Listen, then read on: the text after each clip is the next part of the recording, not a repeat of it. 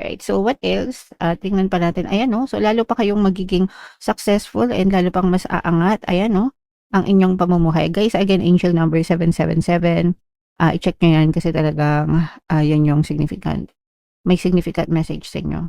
So eto guys 'no, may mga bagong opportunities pa na dadating ngayong July para sa inyong mga ka-Pixie, and itong mga bagong opportunities na 'to, maaari mo itong mapagtagumpayan, maaari itong magbigay ng mga magagandang progreso, sa buhay niyo mga ka-Pixie, at saka may chance na lalo pang umangat, umunlad, umasenso yung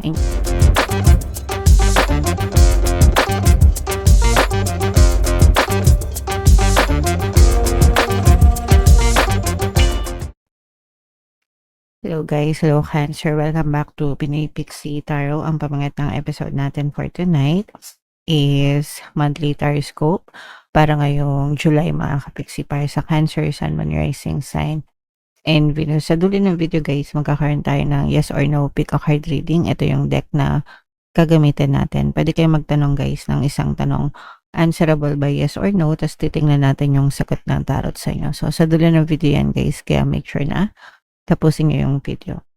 So unahin natin to, mga angel messages para sa inyo Cancer. Listen to your intuition guys, no? Makinig sa inyong intuition.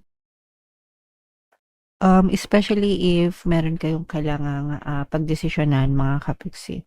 So you have to pray, kailangan nyo magdasal, humingi kayo ng gabay, and then listen to your intuition dahil yung intuition nyo mga ka-Pixie ay ginagabayan, no? Yung intuition natin ay ginagabayan ng ating spirit guides and yung sagot sa mga dasal natin, or gagabayan tayo sa pamamagitan ng intuition para hindi tayo magkamali sa mga desisyon natin, para hindi tayo maligaw ng landas, okay?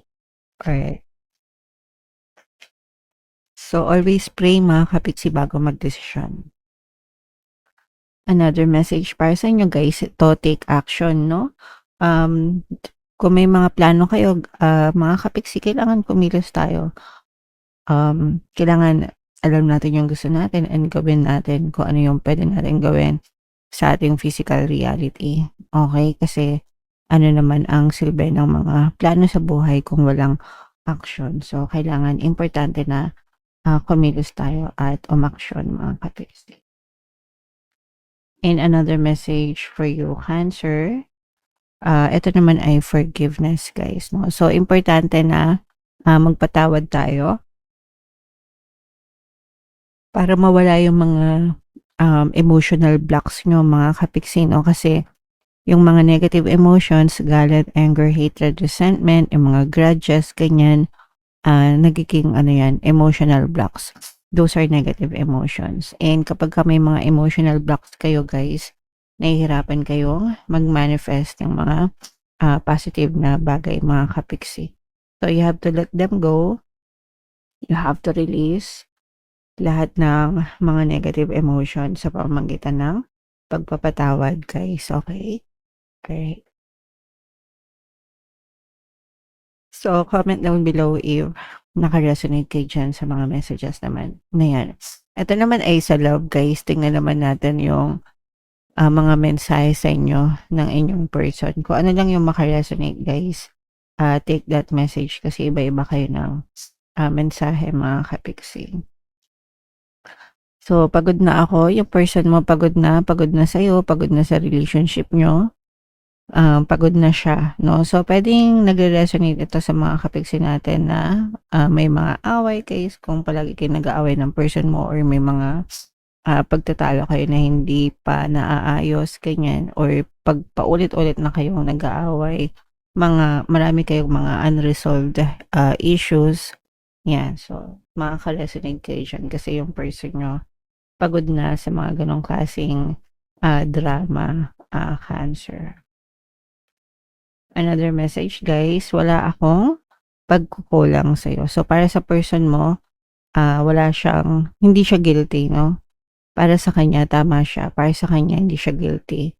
Para sa kanya, wala siyang pagkukulang sa inyo guys, okay? So, yeah. And another message Cancer, lagi kitang naaalala. So regardless kung kahit hiwalay na kayo or kayo pa rin ng person mo, lagi kang naaalala, lagi ka pa rin naiisip ng person mo. Especially guys kung, palagi niyong pinapakinggan yung pampabalisa subliminal natin, mga kapiksi. So yung pampabalisa natin nakalagay dun sa title 24/7, para palagi ka niyang isipin guys. Kasi literal ganun talaga yung nilagay ko sa affirmations 'no, na tipong paggising pa lang nila sa umaga hanggang pagtulog nila mga kapiksi talagang palagi kayong nasa isip nila. Kahit hindi kayo nagkikita, kahit di kayo nag-uusap, kahit may ginagawa sila, kahit anong ginagawa nila, kahit sinong kasama nila guys, kayo yung iisipin nila. So, napaka-effective yung subliminal na yan mga kapiksi. Pakinggan nyo guys, nandun lang yan sa homepage natin. Alright? So, comment down below if naka-resonate kayo dyan. So, shuffle natin to. Hanapin natin yung energy ng Cancer, mga kapiksi, habang sinashuffle ko to guys. Panoorin niyo muna yung video natin regarding sa ating paano mag-manifest ng abundance video course. Kapiksi, sawa ka na ba sa mga struggles at hirap sa buhay mo? Masipag ka ba at masikap sa buhay ngunit hindi ka pa rin umaasenso? Ilang beses ka na bang nag-attempt magnegosyo at mag-invest pero palagi ka pa rin nalulugi? Sa pagkakataon na ito ay maaaring may subconscious beliefs ka na nagiging balakid sa iyong pag-unlad at pagyaman. Introducing, paano mag-manifest ng abundance video course. Dito ay matututunan mong ma-overcome ang mga balakid mo para tuluyan ka ng umunlad, umasenso, sumagana, maging matagumpay, successful at maswerte sa iyong kabuhayan, pera, trabaho, negosyo sa lapi at kaperahan ng bonggang-bongga. Dali, mag-send na ng email sa pinoypixie@gmail.com at simulan na ang iyong pagyaman ngayon. Alright, so sa lahat ng gusto mag-avail ng course guys, meron tayong paano mag-manifest ng abundance video course, paano mawala ang third party at magkaroon ng harmonious na relationship, paano pabalikin si ex vice breakup. Sa mga interesado guys, mag-send lang kayo ng email sa pinoypixie@gmail.com. And sa mga naghahanap ng pampaswerte guys, meron tayong money shaker charm mga kapiksi. So, ito yun guys, super liit na bote pero super effective and super powerful guys. Ang dami ng sinuwerte dito at saka ito.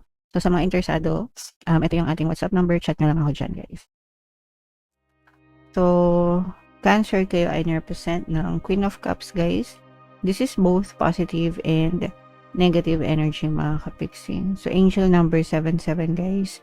Check nyo yung ibig sabihin yan. Baka may additional na mensahe sa inyo ang inyong mga anghel gabay. So, unahin natin yung negative dito mga kapiksi. Kasi for some of you, pwedeng meron kayong conflict sa ibang tao, nakakaaway, ganyan. Kung sa trabaho ito mga kapiksi, this person is parang matanda na siya, senior, na hindi mo makasundo, ganyan. Or pwedeng siya mismo yung boss mo na nagpa-power trip. No? Ibig sabihin parang ginagamit niya yung posisyon niya para ibuli ka or something, para pagtripan ka. Gusto niya sunod-sunuran ka sa kanya or something like that. Kung ito naman ay sa relationship mga kapiksi, you may be dealing with a narcissist person. Okay? So, yung narcissist, there are very selfish people, guys, no? Selfish ang mga narcissist na yan. Parang kinokontrol nila kayo and gusto nila, kung ano yung gusto nila, yun palagi yung nasusunod mga kapiksi. And doon nagkakaroon kayo ng conflict pagtatalo guys, kasi parang magkaiba kayo ng gusto, magkaiba kayo ng mga preference mga kapiksi. So maraming pagtatalo, maraming pag-aaway guys. Okay? So kung kailangan nyo kausapin mga kapiksi, kausapin nyo para hindi kayo masyadong ma-stress dyan sa person na yan, or kung meron namang chance na lumipat kayo or umalis kayo dyan sa trabaho na yan para wala nang gulo, diba? Kung may malilipatan lang naman kayo, mga kapiksi. Okay? So, yan yung nakikita natin sa negative. Sa positive naman, ito guys, this is a very positive set of energies. Kasi, unang-una, makaka-recover kayo, no?